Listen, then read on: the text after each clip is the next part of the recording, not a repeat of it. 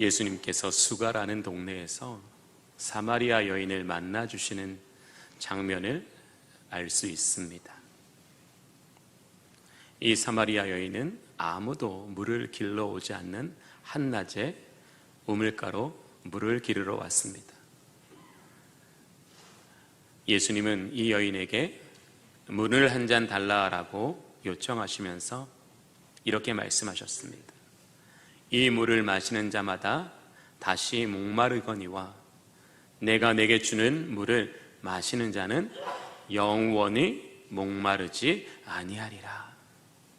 한 여인을 예수 그리스도를 믿는 믿음 안으로 예수 그리스도를 통하여 하나님의 자녀가 되는 구원 안으로 부르고 계시는 것을 우리는 볼 수 있습니다.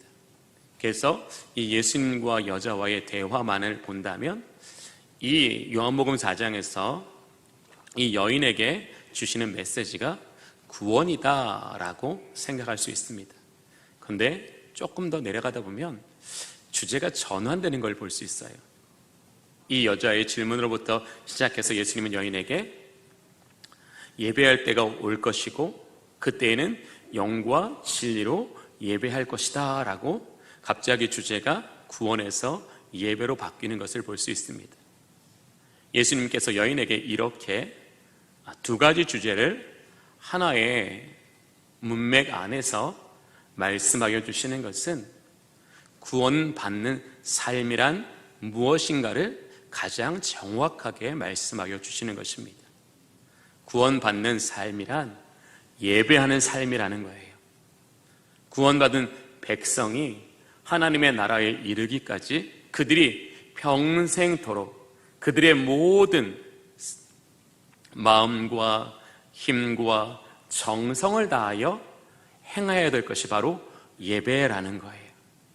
왜냐하면 육체를 가진 인간이 예배를 통하여 주어지는 하늘의 신령한 것으로 체험을 받을 때에 우리 인간은 하나님의 형상을 따라 살아갈 수 있는 존재로 회복되기 때문에 그러합니다. 이 예배를 통해 하늘의 신령한 은혜들이 우리의 육체에 부어지지 않고는 우리는 하나님의 형상을 따라 살아갈 수도 없으며 하나님이 기뻐하시는 열매도 맺을 수 없습니다. 하나님은 예배 가운데 저와 여러분이 신령한 곳으로 공급을 받아 먼저 채움의 단계를 경험하게 하시고 두 번째 회복의 단계를 경험하게 하시고 세 번째 열매 맺음의 단계를 경험하게 하셔서 영광스러운 구원에 들어가게 하시는 것입니다. 즉 성도의 삶이란 무엇으로서 그 길과 그 열매가 결정되어진다고요? 예배를 통해서 결정되어진다라는 것을 똑똑히 보여주고 있습니다. 오늘 본문의 말씀은 이 예수님 당시 이스라엘 민족의 신앙의 모습이 어떠한지를 정확하게 보여주고 있습니다. 우리 본문을 통해서 한번 살펴볼까요? 본문 14절과 15절과 16절의 말씀입니다. 성전 안에서 소와 양과 비둘기 파는 사람들과 돈 바꾸는 사람들이 앉아있는 것을 보시고 노끈으로 채찍을 만드사 양이나 소를 다 성전에서 내쫓으시고 돈 바꾸는 사람들의 돈을 쏟으시며 상을 엎으시고 비둘기 파는 사람들에게 이르시되 이것을 여기서 가져가라. 내 아버지의 집으로 장사하는 집을 만들지 말라 하시니 아멘. 오늘 성전은 어떤 것입니까? 하나님을 예배하는 집입니다. 그런데 이 하나님의 성전이 예배하는 집으로서의 기능과 역할을 하지 않고 지금 어떤 역할을 하고 있다요? 장사하는 집으로서의 기능과 역할을 하고 있다는 거예요. 이것을 통해서 이스라엘 민족의 어떤 그런 예배가 얼마나 훼손되어져 있고 이스라엘 민족이 얼마나 영적으로 타락해 있는가를 오늘 이 13절, 14절, 15절, 16절을 우리에게 똑똑히 보여주고 있는 거예요. 요한복음 1장에 보면 이런 말씀이 선포되고 있어요. 빛이 우리 가운데 왔으나 우리의 어둠이 너무 깊어 그 빛을 알지도 그 빛을 영접하지도 못하였다라고 분명히 선언하고 있습니다. 이스라엘 민족이 왜 이러한 깊은 어두움에 빠져 있었던 걸까요? 바로 여기에 이유가 있는 거예요.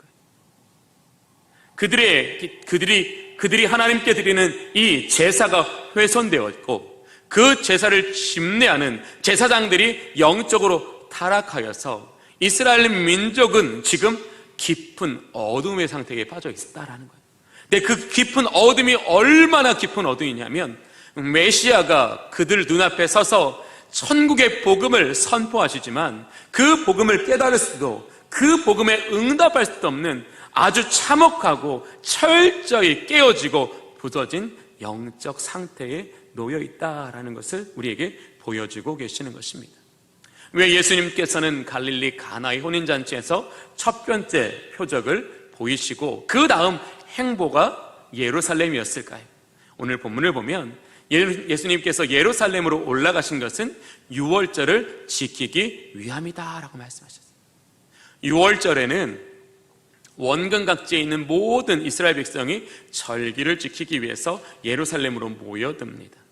그러니 당연히 그때야말로 천국의 복음을 전하기에 가장 완벽한 시기라는 거지요. 또 예수 그리스도의 메시아 되심을 가장 잘 드러낼 수 있는 타이밍이라는 거죠. 예수님께서는 우리에게 생명의 복음을 전하실 때도 우리에게 가장 적합한 타이밍에 우리에게 그 생명의 복음을 듣게 하심으로써 우리가 그 복음 앞에 순종하고 그 복음 앞에 응답하여 우리의 믿음이 되살아나고 하나님의 자녀된 그 축복을 누리게 하여 주신다라는 것입니다. 오늘 예수님께서는 이 14절, 15절, 16절처럼 소와 양과 비둘기 파는 사람들의 상을 둘러 엎으시고 또 돈을 바꾸는 사람들의 그 상도 둘러 엎으셨다라고 말해요. 성전 안에 있는 모든 더러움들을 깨끗이 치우셨다라는 거예요. 성전 안에 있는 모든 더러운 것을 깨끗이 치우셨다라는 건 뭐냐면, 이제 이 성전이 하나님을 예배하고 하나님께 기도하는 본래적인 목적과 본래적인 기능과 본래적인 역할을 하는 곳으로 회복케 하여 주셨다라는 거예요. 오늘 이 본문의 말씀을 통해서 예수님께서 왜 이 땅에 인간의 몸을 입으시고 우리 가운데 오셨는지를 가장 분명하게 말씀하고 계세요. 예수님께서 우리 가운데 인간의 몸을 입고 오신 것은 바로 이스라엘의 예배를 회복하시기 위하여 우리에게 오셨다라는 것을 분명히 보여주시는 거예요.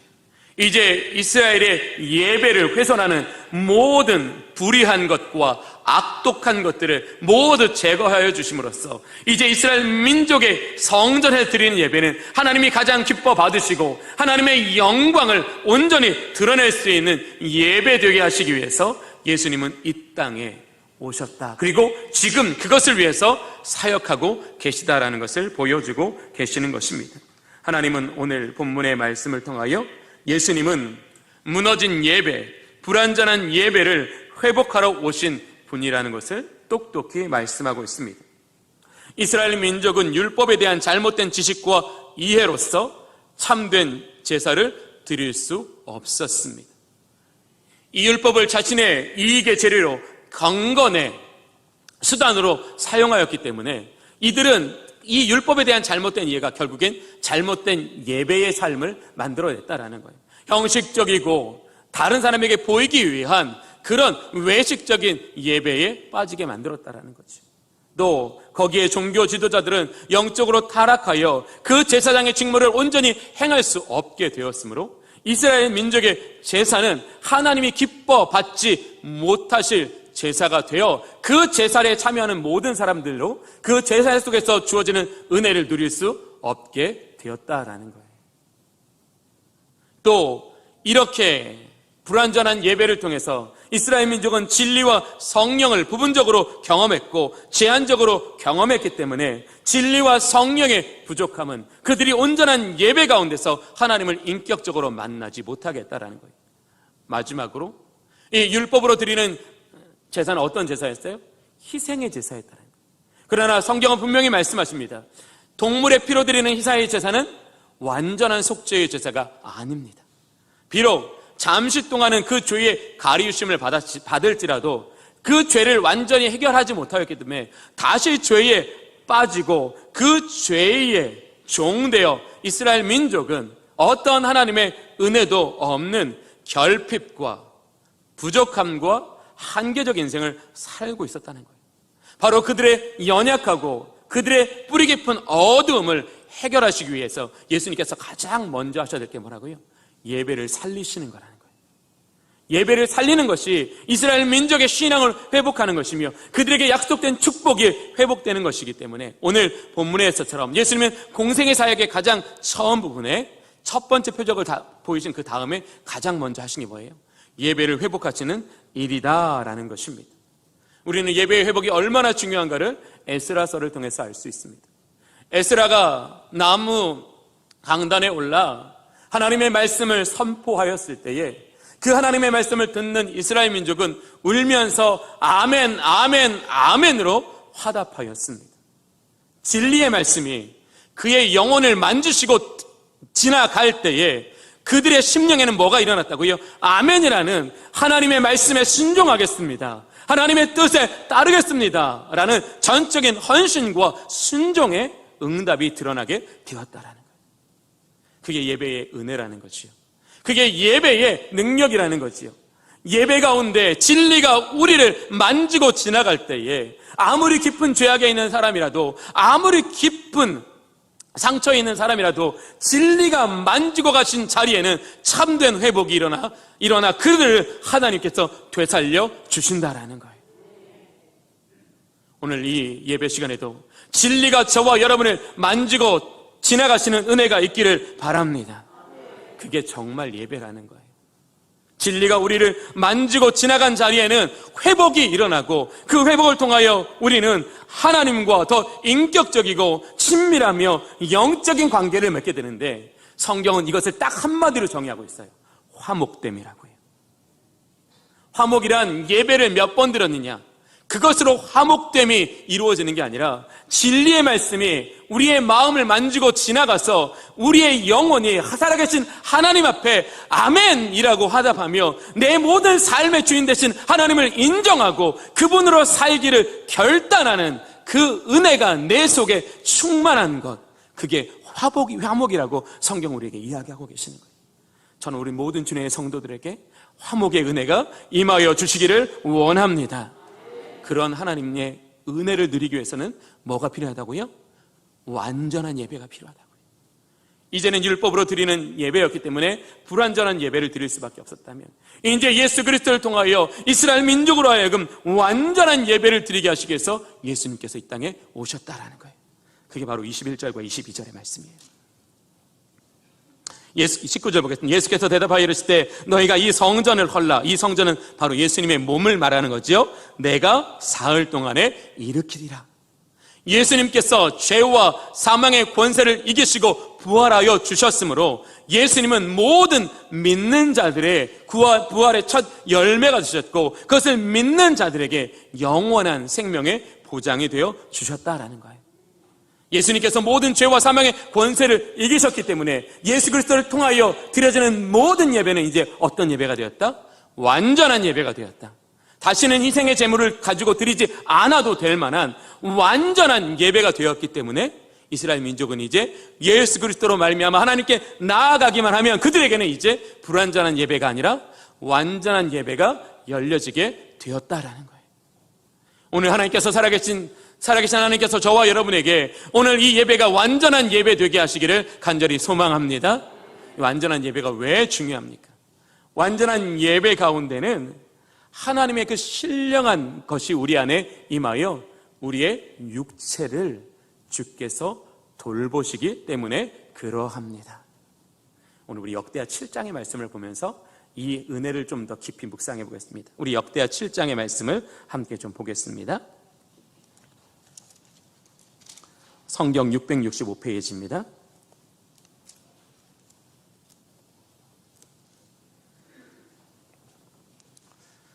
(665장) 구약성경 665장입니다. 좀 찾으셨으면 좋겠어요. 우리 역대하 7장 15절 16절입니다.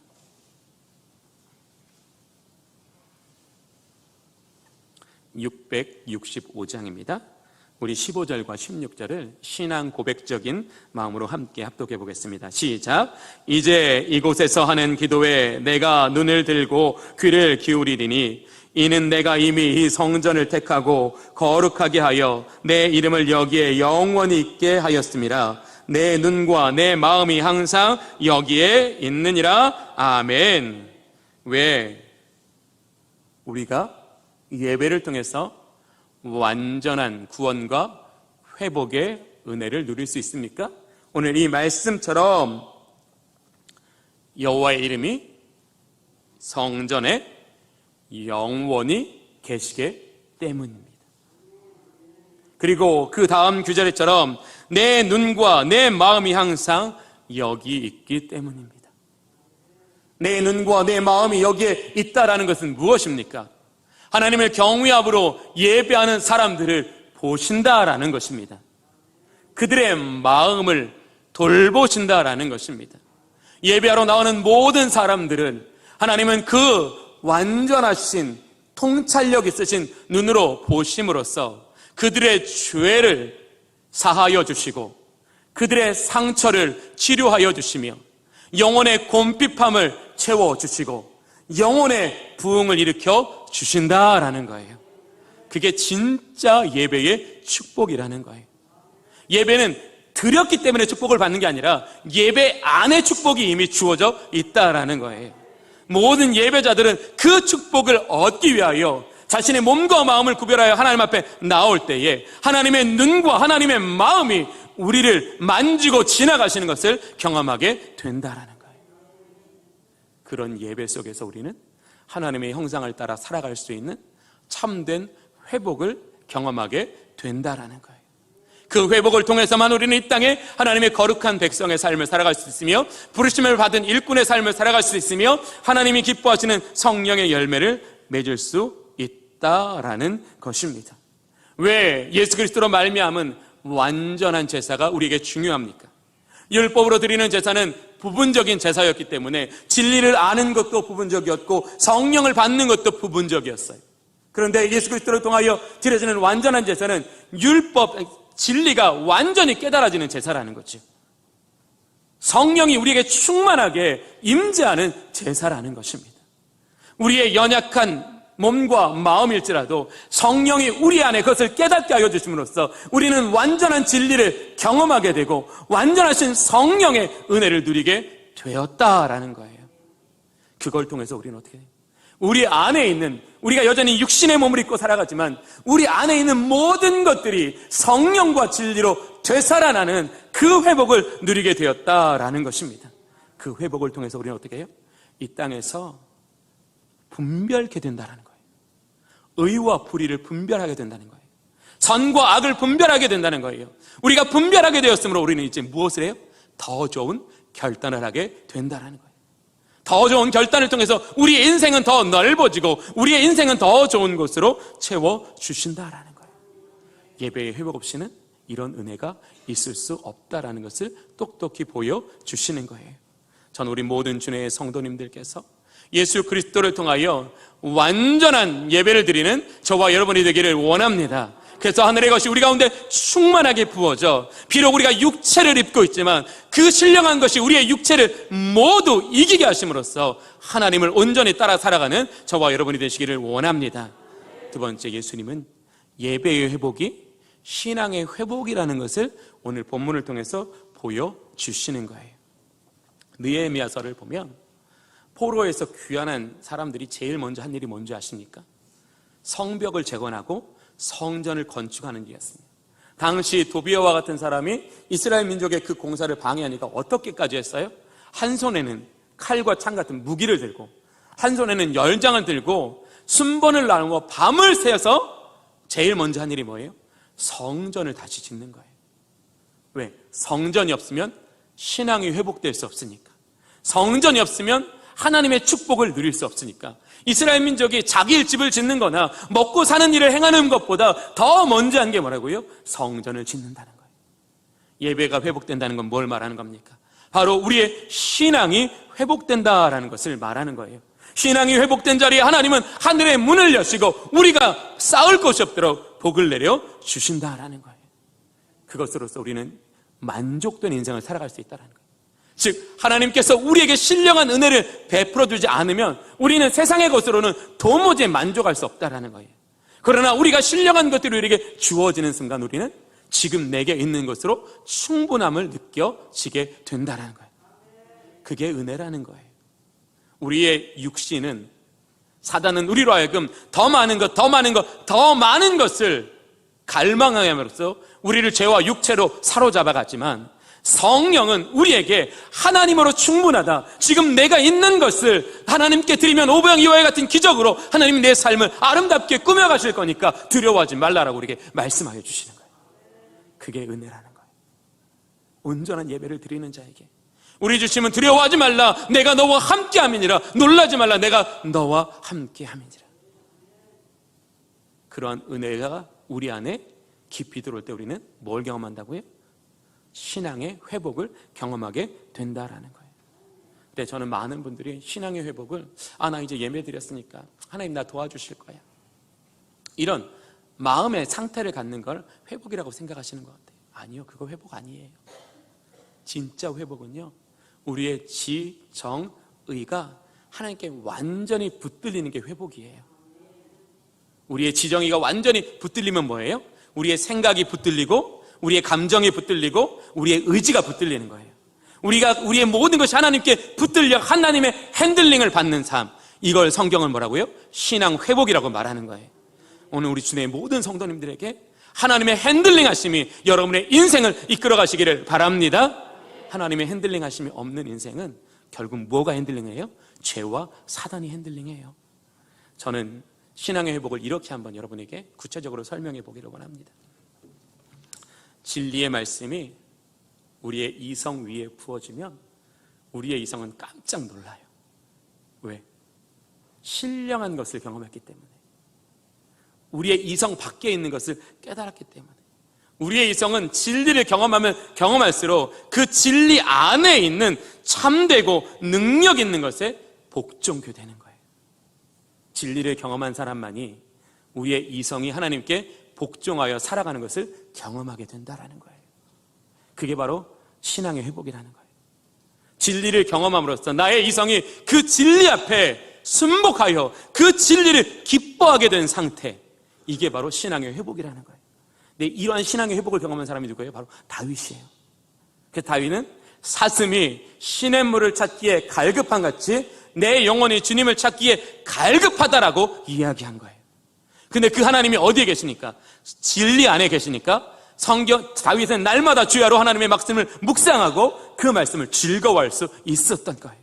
진리의 말씀을 통하여 살아계신 하나님을 만났기 때문에 그 하나님으로 말미암아 다윗의 이성이 그 진리의 말씀 없이는 내가 살 수 없습니다 라는 신호를 자꾸 내 마음에 보내주니까 내 마음이 어떻게 해요? 예배하고 주님을 따르게 되는 거예요. 이게 신앙 회복이라고요. 내 안에 있는 속사람이 나의 이성에게 너는 진리 없이 살 수 없어, 진리만이 너를 온전케 하시는 거야 라고 사인을 보내는 그 사인이 있는 사람이 바로 신앙의 회복을 경험한 사람이다라는 거예요.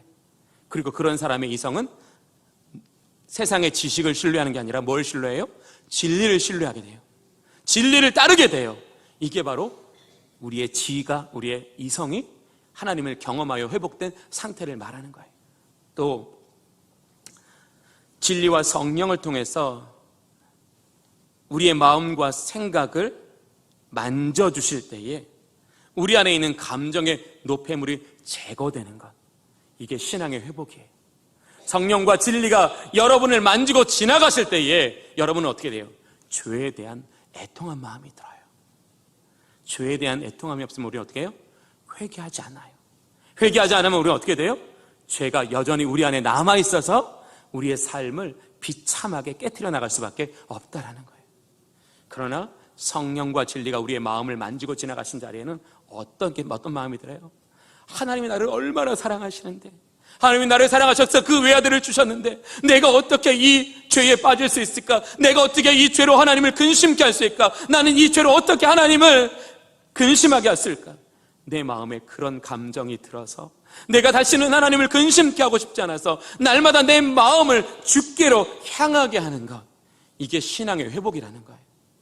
그 하나님의 사랑이 나를 만지시고 나를 고쳐 나 또한 그 하나님의 사랑 앞에 온전히 세워지고자 나의 모든 마음이 주님만을 바라보게 된 상태, 이게 신앙의 회복이라는 거예요. 그런 신앙의 회복을 경험한 사람은 다른 것에서 만족이나 다른 것에서 치유받지 않아요. 요즘에 금융치료라는 말이 되게 유행하더라고요. 모든 사람 금융치료를 받기를 원하실 거예요. 근데 정말 하나님께서 우리에게 주시고자 하신 치유가 뭐라고요? 성령과 진리로 말미암는 치료라는 거죠. 그 치료하심을 경험하는 사람들은 그 마음이 온전히 여호와 하나님께 붙어있게 되기 때문에 그래요. 또 예배를 통해서 하나님의 뜻이, 하나님의 기쁨이 우리 안에 부어질 때 우리의 의지는 가장 강력하게 반응하고 가장 강력하게 역사할 수 있다는 거예요. 우리의 의지가 하나님의 은혜를 힘입어 하나님을 따르고자 할 때 우리 의지는 어떻게 하는지 아십니까? 나의 지식을 선별하게 사용합니다. 나의 감정을 조율합니다. 내 삶이 흐트러지지 않도록 나의 영적인 텐션을 조절합니다. 이게 바로 신앙의 회복이라는 거예요. 여러분들이 거룩함에 갈망을 가지고 계시기 때문에, 그래, 내가 세상에서 더 많은 시간, 더 많은 돈 벌 수 있지만 나는 이 돈으로 사는 사람이 아니라 나는 진리로 살아가는 사람이기 때문에 내가 그 텐션을 조율하는 거예요. 하나님, 나는 돈으로 사는 사람이 아니라 진리로 사는 사람입니다. 내게 지금 돈보다 진리가 더 필요합니다. 나의 의지가 나의 필요를 하나님께로 이끌어 나가는 것, 그게 바로 신앙의 회복을 경험한 사람의 특징이라는 거예요. 오늘 이 모든 은혜를 주시기 위해서 오늘 하나님, 예수님은 저와 여러분에게 무엇을 말씀하시는 거예요? 예배를 회복하십시오. 예배를 회복하십시오. 예배 안에는 하늘의 신령한 것들이 우리 안에 부어져 우리로 하여금 정말 하나님이 우리를 통하여 역사하시는 은혜의 삶을 살게 하여 주신다라는 거예요. 그런데 어떤 사람은 이런 말을 하더라고요. 저는 한 번도 예배를 통해서 성령과 진리가 저를 만지고 지나가시는 것을 경험한 적이 없어요. 저는 그런 분한테 이 김남준 목사님의 책 제목으로 답하고자 합니다. 김남준 목사님 책 제목에 이런 책 제목이 있어요. 예배의 감격에 빠져라. 예배의 감격에 빠져라. 우리가 드려야 할 예배는요, 예배의 감격에 빠져야 될 예배예요. 전 우리 주님교회 모든 성도님들이 나는 주님께 예배 드립니다 라는 이 개념이 예배의 감격에 빠지는 것이라는 사고의 전환이 일어나시기를 간절히 소망합니다. 여러분이 드려야 되는 예배는 뭐예요? 예배의 감격에 빠지는 예배라는 거예요. 예배의 감격에 빠지는 모든 사람에게 하나님은 어떤 축복을 주신다고요? 우리의 지정의가 되살아나는 축복을 주시고 하나님께 반응하고 응답하여 하나님으로 충만한 인생으로 살아가는 은총을 덧입게 하여 주신다라는 거예요. 그것을 위해서 예수님께서 오셨다라는 것을 오늘 본문이 보여주신 거예요. 예배를 회복하시고 그리스도의 몸으로 완전한 예배를 드리게 하여 주심으로써 우리 모든 주님의 성도들이 하늘의 것으로 충만하게 채워져 체험과 회복과 열매 맺는 인생 되게 하여 주시겠다라는 거예요. 이 말씀처럼 예배의 회복을 통하여 우리가 하나님 앞에 체험받고 회복되고 열매 맺는 인생이 되는, 회복의 시작과 끝이 예수 그리스도로 말미암아 채워지는 저와 여러분이 되시기를 간절히 소망합니다. 기도하겠습니다. 좋으신 아버지 하나님, 우리의 귀를 열어 듣게 하여 주시옵소서. 우리의 마음을 열어 깨닫게 하여 주시옵소서. 우리의 의지가 간절히 이것을 붙잡게 하여 주시옵소서. 예배를 통하여 우리의 지정의가 하늘의 것으로 충만하게 채워지게 하여 주시옵소서. 하나님의 말씀이 우리를 만지고 지나가게 하여 주시옵소서. 예수 그리스도의 이름으로 기도하옵나이다. 아멘.